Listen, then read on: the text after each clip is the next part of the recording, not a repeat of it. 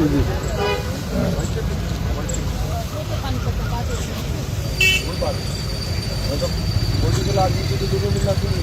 बताएंगे यहाँ कल तो ऐसा ही हो रहा है किसानों का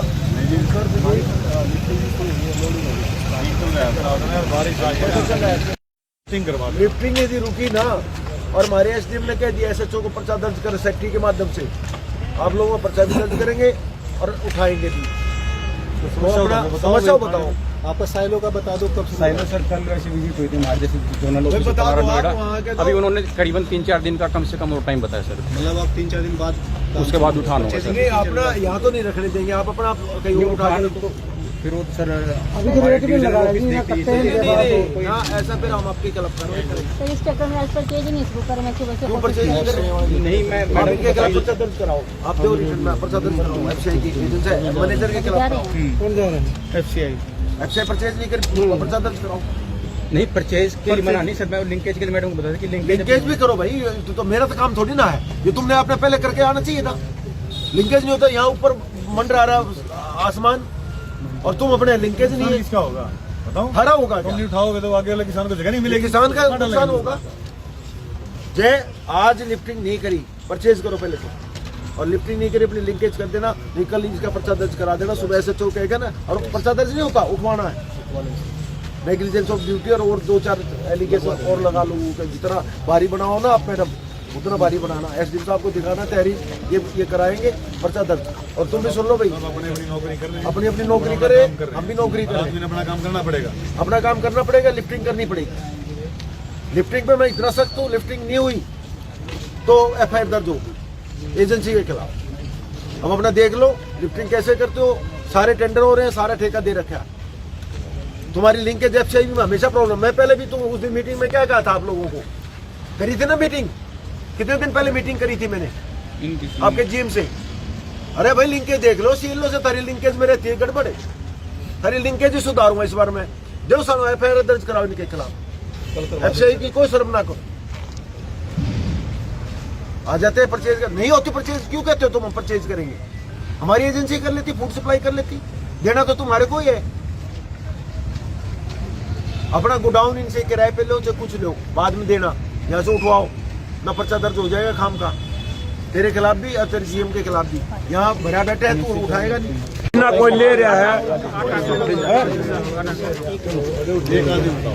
मैट्रिक तो यहाँ लगवा लो। नहीं वो लग जाता है सर पर होता क्या है कि एक थंब को ना वेरीफाई करने में काफी टाइम लगता है कई बार फेल हो जाता है। अरे ऐसा है ओटीपी ऑप्शन ऐसा है सुनते जाओ ऐसा है बायोमेट्रिक का ये मतलब नहीं किसान का माल खुलेगा नहीं तुलते तुलते भी माल आया नीट पास कटा मैं वहाँ में बायोमेट्रिक नहीं लगवा रहा बायोमेट्रिक में क्या लगवाया तुम्हारी एजेंसी ने पीछे पर्चे दर्ज हुए थे इनका कोई दोष नहीं था ये सारे आड़ती खा पी के थे जब तो लगी है सरकार क्यों करा रही है कि कभी घालमेल ना कर जाए फिर घालमेल कर जाए तो सरकार को नुकसान होगा इनको नुकसान होगा।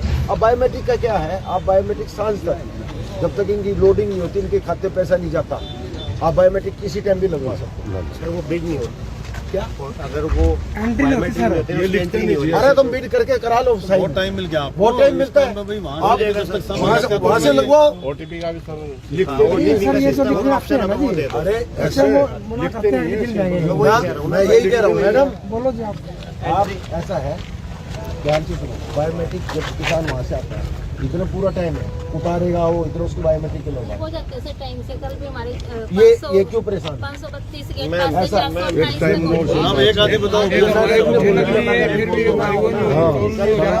जिसकी बायोमेट्रिक एंट्री दी गई उसका बिड नहीं हो रहा हम सिर्फ बायोमेट्रिक हम लेटर बताना बायोमेट्रिक लेटर एंट्री करो किसी का भी करवा बायोमेट्रिक करानी 100%। लेकिन सर सेम डे होनी जरूरी है नहीं तो फिर वो रिजेक्ट हो जाता है। हम सेम डे करा देंगे हम करवा देंगे भाई किसान बैठे हैं इनको आप एंट्री कर ऐसा है बनने से पहले हम करवा जो किसान को फ्लेक्सिबिलिटी दे दी एक मिनट सुनो जो किसान रह गया ना उन्हें अपने कमरे में बुलाओ चाय पिलाओ पैसे ना हो तो मेरे से बजट ले लो नहीं सर उसको चाय पिलाओ किसान को और बायोमेट्रिक करो वो हम पिला देंगे और पिला देगा आज ना बारदाना है ना वो मंडी में तक आए हैं 1 बज गया जी। अच्छा मैंने बेड खड़ा है और कह दिया मैंने वेयर हाउसिंग से परचेज करा रहा हूँ इनकी एफआईआर दर्ज करा रहा हूँ कल से इनका बारदाना नहीं है ना एफआईआर दर्ज करा रहा हूँ कह दिया इसके लिए एसडीएम साहब इनको कह दिया है FIR दर्ज कराओ, एजेंसी हटा देंगे, 2 एजेंसी फिर हम FIR और वेयर हाउसिंग से कराएंगे। हमने रिक्वेस्ट भी करी। ये तो लूंगा भी ना मैं, कोई बात नहीं। किसान का माल चल फालतू ले जाए तो वही पता चल गया जी की है ये। किसकी है यार? हाँ विनोद कुछ नहीं ना तो मंडी मारे 1 बज रहा सारी मंडी इतनी बड़ी मंडी कैसे घूम जाएगी ये हमने तो इसका डर लग गया कि ऊपर का तो सुन के खाया है अब इस डर के मारे तो एक हफ्ता कोई लखनदा क्यों आकंडी एक हफ्ता कोई लखनदा नहीं आज आप आगे घड़ा बढ़िया भाग मारा तो हम बात जोड़ के नहीं आ रहे दुफाड़ा हो रहा जी जो एक भी कोई जा लिया तो कोई नहीं गया देखने भी कोई नहीं। चलो भाई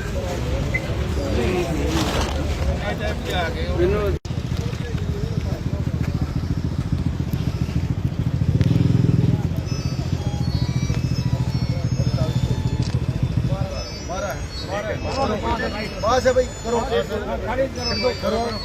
कितनी है भाई? पूरी अब तुम क्यों ढीले पड़ रहे हो?